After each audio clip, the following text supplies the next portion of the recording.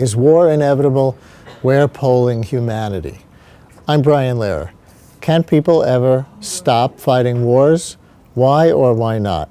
This is inspired by John Horgan's book, The End of War.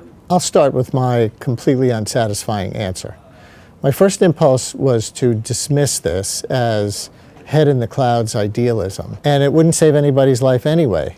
Better to spend our time asking questions like, how can we get out of Afghanistan as quickly as possible, but without screwing those Afghans who don't want to get overrun by Taliban fanatics? Or we have to do something about the slaughter in Syria, but how? But John's book makes some really, really good points, like that democracies have basically no history of going to war against each other. And I think we have a really good example in Western Europe. For 1,000 years, there were on-again, off-again wars, many of them long, many of them brutal. But since World War II, they've given that up, and they did it quite suddenly. Now they look down their noses at us for being so warrior-like when they've moved on from all that.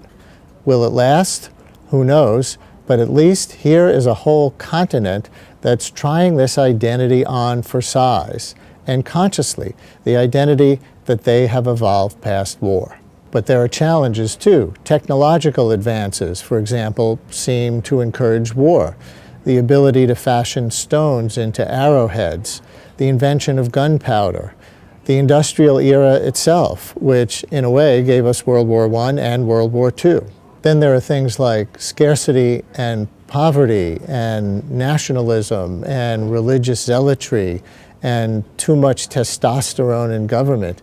Maybe we need to end those things before we can end war. So I'll say maybe we can end war if the global democracy movement continues to roll, we can massively reduce poverty, Americans decide we don't need 30% of the world's wealth for our 5% of the world's population, we love but don't feel fiercely about our identity groups like nations and religions, and if women represent half the seats in the governments of the world.